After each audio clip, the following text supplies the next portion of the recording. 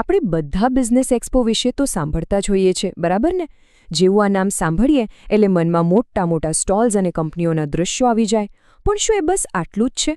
આજે આપણે એ જ સમજવાના છીએ કે એક બિઝનેસ એક્સપો એ માત્ર એક ઇવેન્ટ નથી, પણ એનાથી ક્યાંય વધુ છે. એ એક એવું સાધન છે જે આખા સમાજને બદલવાની તાકાત ધરાવે છે. તો ચાલો આ સવાલ પર થોડું ઊંડાણમાં વિચારીએ. ખરેખર એક બિઝનેસ એક્સપો એટલે શું? સામાન્ય રીતે તો આપણને એવું જ લાગે કે આ તો બિઝનેસ કાર્ડ્સની આપ-લે કરવાની અને પ્રોડક્ટ્સ બતાવવાની જગ્યા છે. પણ શું એની પાછળ કોઈ મોટો હેતુ છુપાયેલો છે? અને જવાબ છે હા. આ માત્ર એક પ્રદર્શન નથી, આ તો એક આર્થિક ક્રાંતિની શરૂઆત છે. એને એક એવા બીજ તરીકે સમજી શકાય જેમાંથી વ્યક્તિગત વિકાસથી લઈને આવનારી પેઢીઓની સમૃદ્ધિ સુધીનું વિશાળ વૃક્ષ ઉગે છે. ચાલો આ વાતને વધુ ઊંડાણપૂર્વક સમજીએ કે આ બધું શક્ય કેવી રીતે બને છે. કોઈ પણ મોટા પરિવર્તનની શરૂઆત ક્યાંથી થાય? એક વ્યક્તિથી. તો ચાલો આપણે પણ ત્યાંથી જ શરૂઆત કરીએ અને જોઈએ કે એક એક્સપો કોઈ એક ઉદ્યોગ સાહસિકના જીવનમાં કેવો મોટો બદલાવ લાવી શકે છે. તો એક્સપોનું સૌથી પહેલું અને સૌથી જરૂરી કામ શું? એ છે એક પ્લેટફોર્મ પૂરું પાડવાનું.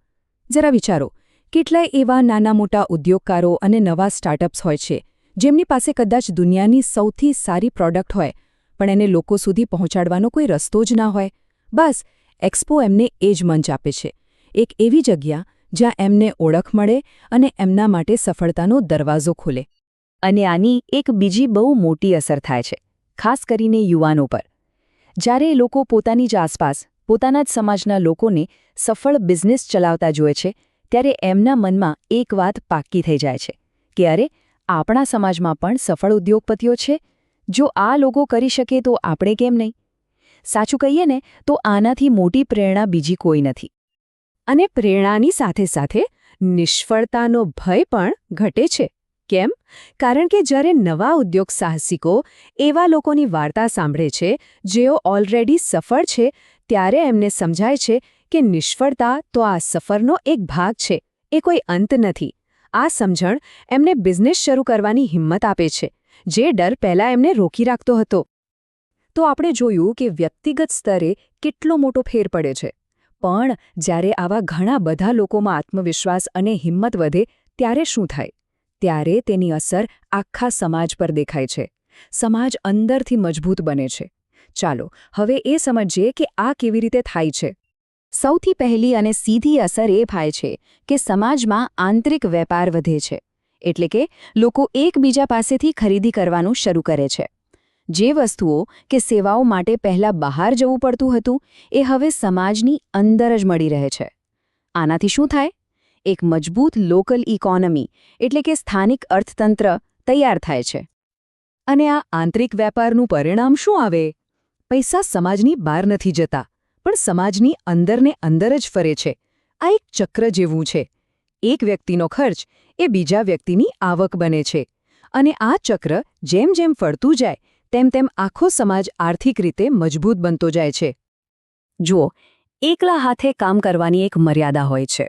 પણ જ્યારે એક્સપો જેવા મંચ પર કેટલાય લોકો એકસાથે આવે, એકબીજાને મળે, વિચારોની આપ-લે કરે અને પાર્ટનરશિપ કરે, ત્યારે શું થાય? ત્યારે જે કામ પહેલાં અશક્ય લાગતું હતું, એ પણ શક્ય બની જાય છે. વિકાસની એવી નવી તકોના દરવાજા ખુલે છે જેની કદાચ કોઈએ કલ્પના પણ ન કરી હોય. અને સમાજની શક્તિની વાત આવે તો મહિલાઓના સશક્તિકરણને કેવી રીતે ભૂલી શકાય? એક્સપોનો આ એક ખૂબ જ મોટો અને મહત્વનો ફાયદો છે. સમાજમાં એવી ઘણી બહેનો છે જે ઘરેથી જ ખૂબ સારા બિઝનેસ ચલાવતી હોય છે, જેમ કે કોઈ હેન્ડમેડ વસ્તુઓ બનાવતી હોય કે પછી ફૂડ બિઝનેસ હોય. એક્સપો એમને એક એવું પ્લેટફોર્મ આપે છે જ્યાં એમની આવડતને ઓળખ મળે અને તેઓ આર્થિક રીતે પગભર બની શકે. આટલું જ નહીં, એક્સપો એક તરફથી વન સ્ટોપ શોપ જેવું કામ કરે છે માહિતી માટે. નવા કે જૂના, દરેક ઉદ્યોગ સાહસિકને સરકારી યોજનાઓ વિશે જાણવું હોય છે. જેમ કે એમએસએમઈ નીતિઓ શું છે, લોન ક્યાંથી મળશે, સબસિડીનો લાભ કેવી રીતે લેવો, આ બધી જ માહિતી એમને એક જ જગ્યાએ મળી જાય છે. આનાથી એમનો કેટલો સમય અને શક્તિ બચે એનો અંદાજ લગાવી શકાય છે. આપણે પૈસા અને વેપારની તો ઘણી વાત કરી, પણ એક્સપો એનાથી પણ કંઈક વધુ આપે છે. એવી વસ્તુઓ જે પૈસાથી નથી ખરીદી શકાતી.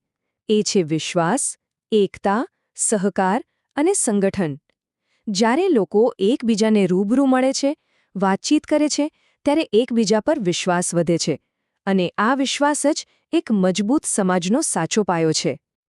તો અત્યાર સુધી આપણે વર્તમાનની વાત કરી, પણ એક્સપોની ખરી તાકાત તો ભવિષ્ય બનાવવામાં છે. એની અસર આજ પૂરતી નથી, પણ આવનારી પેઢીઓ સુધી પહોંચે છે. ચાલો હવે એ જોઈએ કે આ કેવી રીતે આવનારી પેઢીઓ માટે એક મજબૂત પાયો તૈયાર કરે છે. જ્યારે કોઈ સમાજ આવા સફળ કાર્યક્રમો કરે છે ત્યારે શું થાય? પહેલી વાત, સમાજની પ્રતિષ્ઠા વધે છે. બીજી, નવા બિઝનેસ શરૂ થવાથી યુવાનો માટે રોજગારીની નવી તકો ઊભી થાય છે. અને આ બંને વસ્તુઓ મળીને સમાજમાં શું લાવે છે? આર્થિક સ્થિરતા. આ છે એની લાંબા ગાળાની અસર. અને સૌથી સારી વાત એ છે કે આ કોઈ એક વખતની ઘટના નથી. એકવાર જો કોઈ એક્સપો સફળ થઈ જાય તો એક સફળ મોડેલ બની જાય છે, એક ફોર્મ્યુલા મળી જાય છે. પછી તો બસ આ જ મોડેલને દર વર્ષે રિપીટ કરવાનું. આનાથી શું થાય? સમાજને સતત લાંબા ગાળા સુધી ફાયદો મળતો રહે. આને જ કહેવાય ટકાઉ વિકાસ. તો આ આખી વાતનો સાર શું છે? એ જ કે બિઝનેસ એક્સપો એ ખાલી એક દિવસનો કાર્યક્રમ નથી. એનાથી ક્યાંય વધુ છે. એ આપણી આવનારી પેઢીના આર્થિક ભવિષ્ય માટેનું એક રોકાણ છે. એક એવો મજબૂત પાયો જેના પર એમના સશક્ત ભવિષ્યની ઇમારત ઊભી થશે. તો આપણે જોયું, એક નાનકડા પ્લેટફોર્મથી શરૂ થયેલી વાત કેવી રીતે વ્યક્તિગત વિકાસ, સમાજની આંતરિક શક્તિ અને છેવટે આવનારી પેઢીઓના મજબૂત પાયા સુધી પહોંચે છે. હવે આ બધા જ મુદ્દાઓને જોડીને ચાલો આના અંતિમ અને સૌથી મહત્વના તારણ પર આવીએ. એક વાત હંમેશા યાદ રાખવા જેવી છે.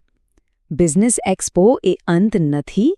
હકીકતમાં આ માત્ર એક દિવસનો કાર્યક્રમ નથી, એ તો માત્ર શરૂઆત છે.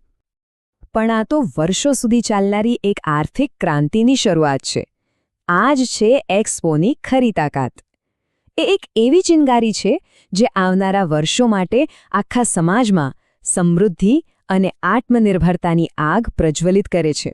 એક દિવસનો કાર્યક્રમ, પણ અસર પેઢીઓ સુધી. બસ આ જ છે એક એક્સપોની તાકાત.